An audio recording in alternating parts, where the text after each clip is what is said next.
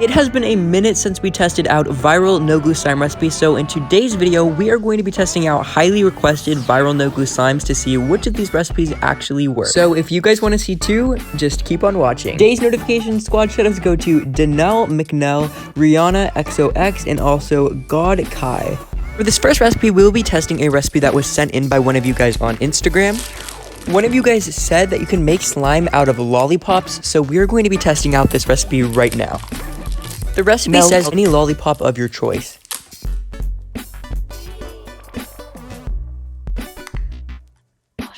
Once the lollipop is melted, add shaving foam and mix until it has doubled in size. Lollipop surprisingly only took about 1 minute in the microwave to melt. As the recipe said, the next ingredient we needed was shaving cream, and I didn't know if I had any full bottles of shaving cream, so I grabbed this bottle I had gotten at Target. A new bottle, so at first it was not coming out of the pump. Then I also noticed that the shaving cream was not foaming shaving cream, so I decided to grab this other bottle. The problem with the other bottle was that it was almost empty. I added all that I could get out of the shaving cream can into the lollipop. Seemed to be solidifying again after I added in the liquid shaving cream to try to work a little bit faster, and I also added in pumps of the non-foaming shaving cream from EOS that we had first started off with because I knew there wasn't quite enough shaving cream. I knew it wasn't the exact type of shaving cream we were supposed to use for the recipe. I figured the EOS shaving cream would still kind of do the same thing, and I mixed it up as much as I could. The lollipop was starting to harden back up as it cooled down. The texture was not at all foamy or creamy like a fluffy slime was supposed to be. On top of the fact that the recipe said that the melted lollipop was supposed to double in size after you added the shaving cream. Also starting to notice that the shaving cream seemed to be separating. I put it in the microwave in hopes that I could get the parts that had cooled down from the lollipop and dried up mixed into everything and hopefully get everything more consistent in texture. The texture was a little bit more consistent. After microwaving, I decided to move on to the next step of the recipe, which said to add in baking soda and salt into the shaving cream lollipop mixture.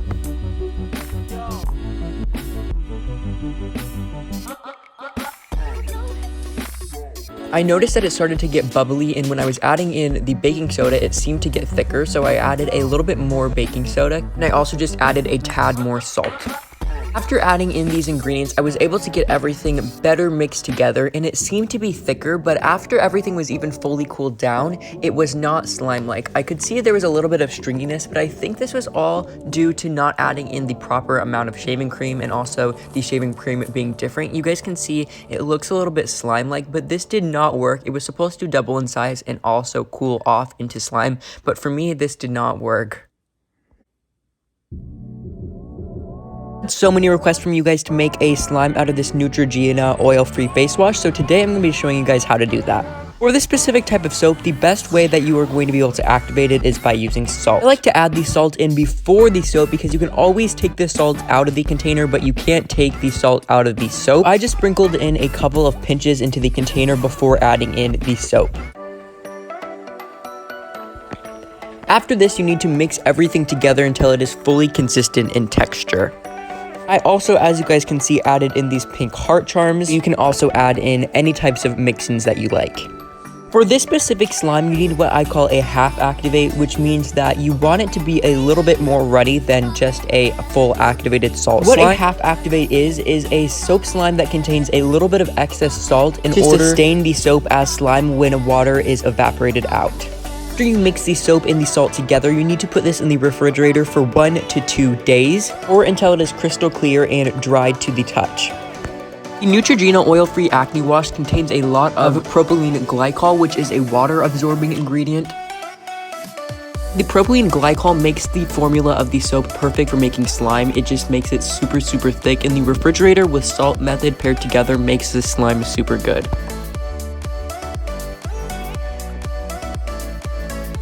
If you guys want to see other ways of making slimes out of face wash, I have so many different ones I've never showed you guys before, so comment below if you guys want to see those ones too. Or I didn't know how many people wanted face wash slimes, but there is a lot of good recipes because there's different ingredients in face wash that can oftentimes make for really thick slimes. So if you guys are interested in this, please let me know because I can definitely come up with a bunch of cool ones for you guys. Many of you guys are sending me this unique TikTok this weekend. My mind was so blown by this, and so I went to Target instantly to get the ingredients to test this out. TikTok was showing this girl girl that discovered that if you take borax and add it into this versed gel face wash, it makes slime. So I wanted to see if this was real or fake because it looked so good, but also all the comments were also saying able to find the exact soap just at my Target. So I poured a little bit out into this little container, and then I also made a little bit of borax activator.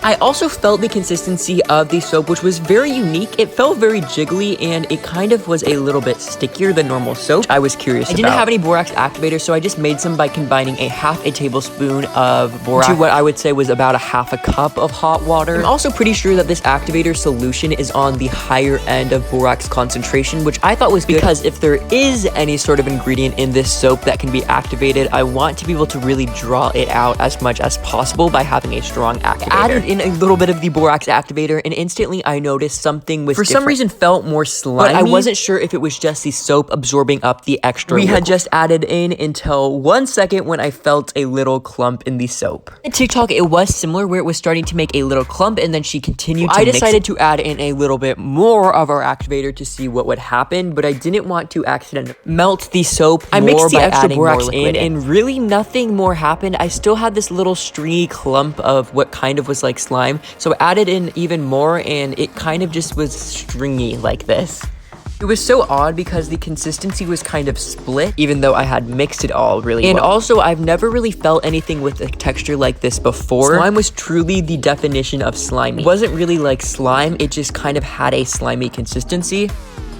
And when I rubbed the soap around in my hands, it kind of just lathered up, and all the sliminess was kind of lost in just soap bubbles. I even tried to add a little bit more activator to see what would happen, but nothing really happened. What my scientific hypothesis all comes down to is one ingredient: xanthan gum.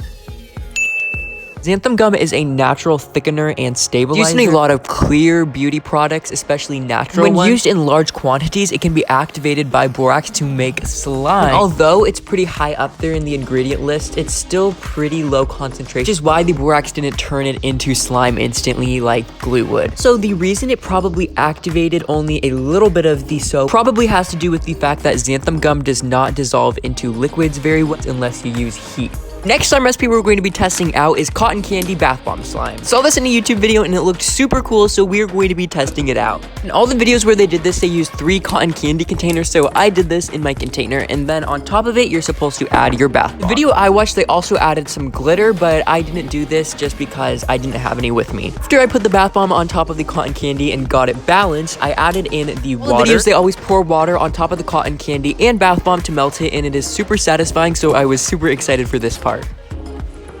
Cotton candy melted instantly, and the bath bomb also started to disintegrate into the water. I still wasn't sure how this was going to work.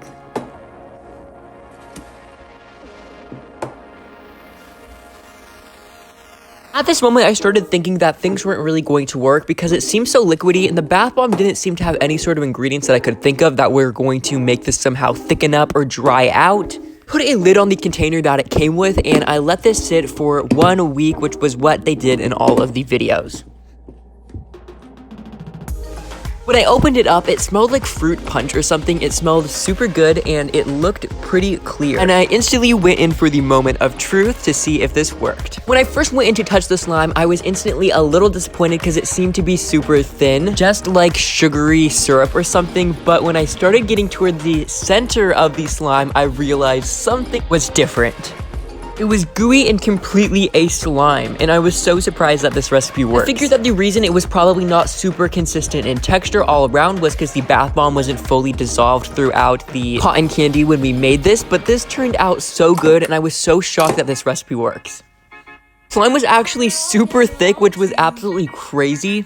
And you would honestly expect it to be stickier because it's made so much of sugar, but it honestly was not super sticky, and it did not leave a residue on my hands. Overall, this recipe was so good, so surprised it worked. If any of you guys happen to have a little bit of cotton candy and a bath bomb at home, you should definitely make this. Next recipe we're testing out is face soap and clarity face wash slime. This recipe is interesting because it apparently has a different texture compared to any other soap slime, so I'm excited to test this out and see what the texture is like and what all of the hype is about. Started started off by pouring in about a half cup of the soap into this container that I had with a lid, and then I added in salt. This is all you're supposed to do apparently, is just add in salt and then put a airtight lid on this and let this sit for 4 to 5 days. Let mine sit for 4 days, and after the 4 days, was kind of murky and super runny. It's good because it fully had turned into a slime, but I've never felt anything like this before, and I have no idea why it does this.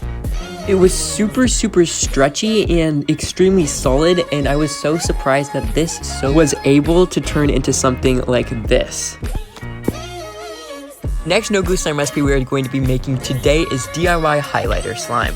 For this recipe, you will be needing highlighter markers, shampoo, and salt. Starting off in a container of your choice, pour out your highlighter. This part of the recipe can be a little bit sketchy. So to do this, squeeze the end of the pen until the bottom of the marker pops off. And do this in a super makeshift way by using scissors to squeeze on the very end of the marker until the pressure makes the lid come off, or you can do this by using pliers and some eye protection.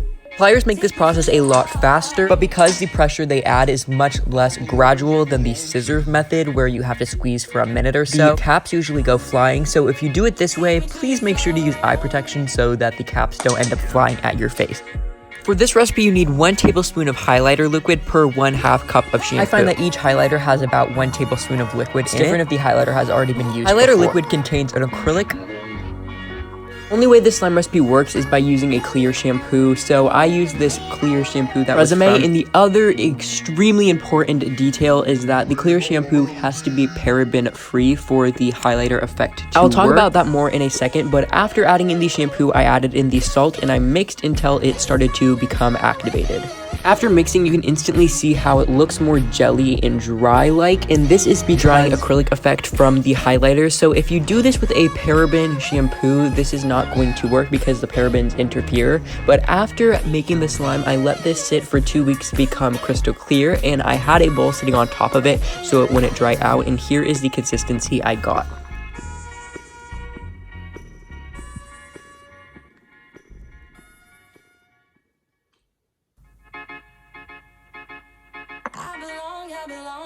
The slime recipe works so well. If you have highlighters and also a paraben-free clear shampoo, I definitely recommend you trying this out or making it.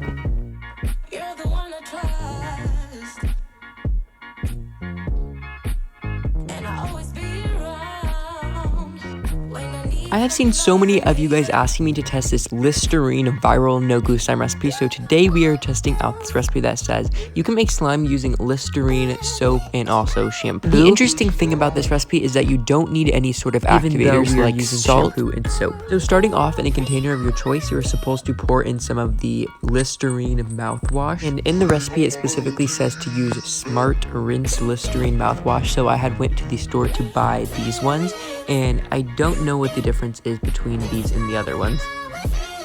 The recipe was a little bit confusing because it said to add 1 portion Listerine to 1/2 portion of soap, which I don't usually hear things listed out that way, so I added in the soap assuming it was just hand soap, and then it also said to add 1/2 portion of shampoo, so I just added the shampoo on top of the Listerine and the hand soap, and then it says to put a lid on your container that you're using to make this or something to cover it and let this sit for 2 days.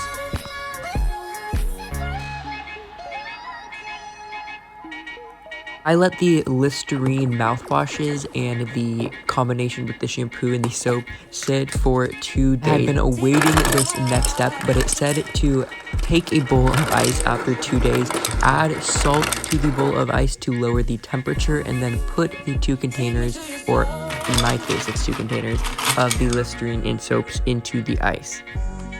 Also noticed that the Listerine seemed to have floated to the top of the containers because the bottoms were more clear, but it then said it to put hand sanitizer on the tops of the slimes, or in the recipe it just says to put it on the top of your slime, but I had made the 2 because I bought 2 of the Smart Rinse Listerines, and then it says to let them sit for 5 minutes.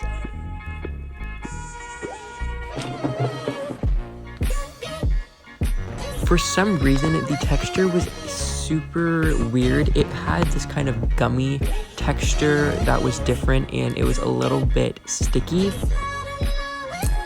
This recipe did work, which was cool to see because I was super curious, especially during the waiting. The slime definitely had a unique Listerine mouthwash texture. Last no glue slime recipe we're going to be testing out today is this hand sanitizer water hand soap method that I have been seeing a lot of recently. I've never made anything like this where basically you're making a method to turn something into slime, but basically for this recipe you're supposed to start off by pouring any type of hand soap of your choice into a container, which I decided to add in 2 different types of soaps.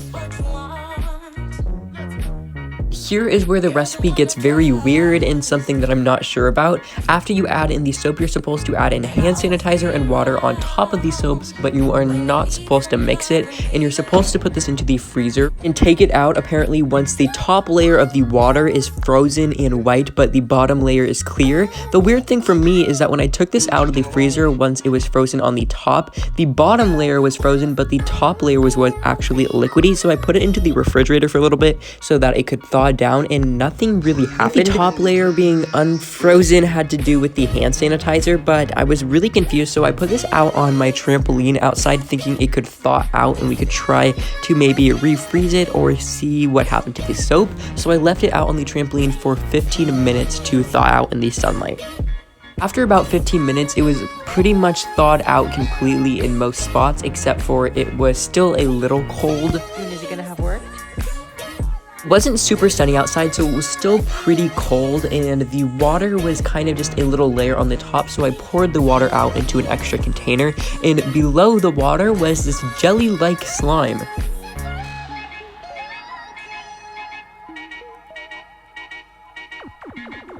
It was pretty liquidy, and you could definitely see it was kind of melty in some ways, except for it had this extreme gloss, so I decided to try poking it a little bit and playing with it before it fully thawed out. For me, this recipe was a half success because in some ways it worked, but I don't think I did this properly, so let me know in the comments below if I accidentally did this whole process wrong. Thank you guys so much for watching this video. I had a great time hanging out with you guys. If you're new to my channel and aren't subscribed already, make sure you are subscribed. I will see all of you guys over on one of the videos up on the screen. Bye, guys.